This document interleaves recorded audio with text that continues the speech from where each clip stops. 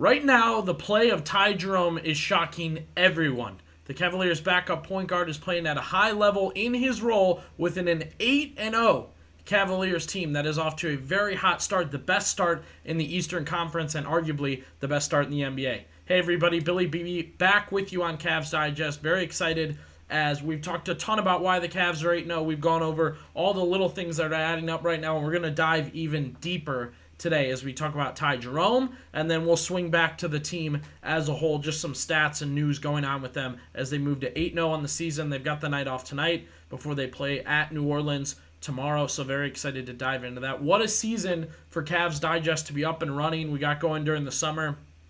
We were talking Olympics drama, contract extensions, and now we're at the point where we're talking basketball, which is really, really exciting. That's why you're going to want to subscribe. We are into the nitty-gritty of the season right now. We are getting down into it, and the Cavs are playing absolutely terrific basketball right now, and it's really, really fun to break down why they're winning.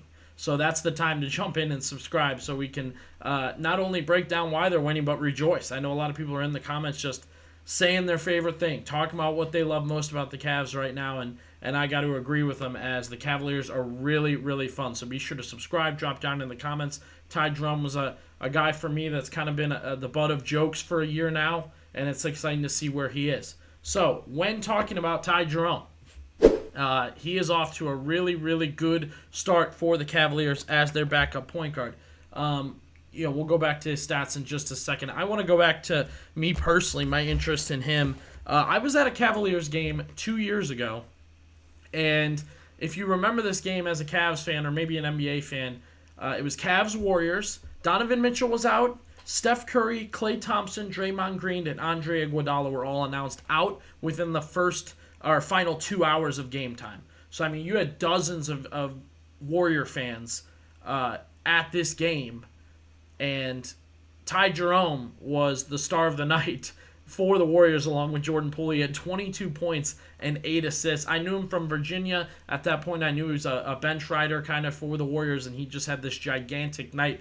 So when the Cavaliers signed him that offseason, I'm like, that's the guy who killed us for the Warriors. Let's go. I'm pretty happy. Let's get after it with Ty Jerome. And, next thing you know, the issue for Jerome was an ankle injury right away to start the season. He got some minutes in the preseason for the Cavaliers last year and then ended up having an ankle injury for the entire year. So, into this year, Koby Altman and company were commenting about how Ty Jerome was the star of September.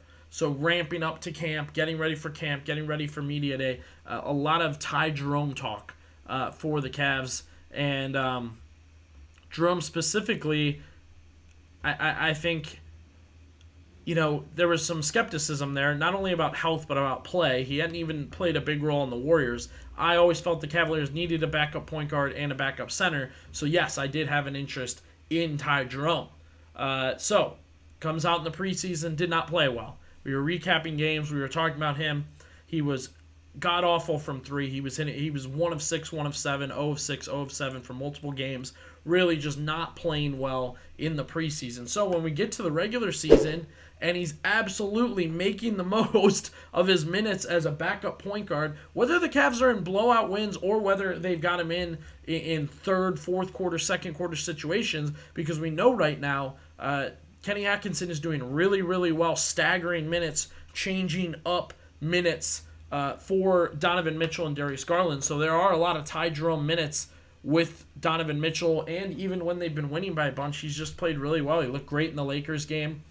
And you look at his numbers there, just over 9 points per game, snagging a few rebounds, snagging a few assists. He's been very aggressive on defense, couple key steal games. You like his size? This is his prime year. That age 27, age 28 is usually the final years of his prime, so the Cavaliers successful to get into that with Ty Jerome, and the story is just terrific. He's an ideal, really, really good backup point guard for the Cavs right now. He's great with his free throws.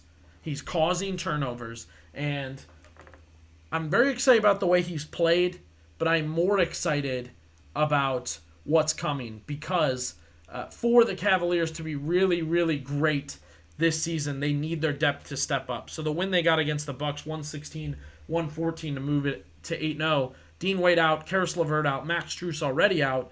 Bad game for Mobley. I don't want to say bad, but not a great game for Mobley, Allen, and Mitchell. And Darius Garland steps up along with some key buckets from Niang and some other guys. So that just shows you throughout this year, not to go undefeated. That's going to be very difficult to do, if not impossible. Guys are going to have to step up. They are going to need depth from players like Ty Jerome when he gets on the floor. He is the ideal backup point guard right now. And the other thing is he's making such a difference and a noticeable difference and improvement at just 15 minutes per game at this point in the season. Another great game against Milwaukee the other night. 6 points, 2 steals, and an assist in just 19 minutes. And again, as I said, they were lacking depth in that game. So Ty Jerome enters. Ty Jerome makes the difference for the Cavaliers. Back to the Cavs as a squad. Again, they are 8-0 on the season, and you look here, they are top 10 defense and a top 10 offense. There's not many teams doing that right now. Celtics, Cavs, Warriors. Warriors just as shocking to me as you might think. I really didn't know they were playing at that high level, but hey, the Cavs are in good company right now. They're playing really, really good basketball. They're 8-0. As I said, their depth is showing up, their stardom is showing up, and their new head coach is putting his stamp on the season. I'm very, very excited about what has gone on with the Cavaliers. I like this one right here. Outscoring opponents by 105 points. Only 6 teams to do that, and they all made the conference finals. And you look at the company they're keeping with their statistics.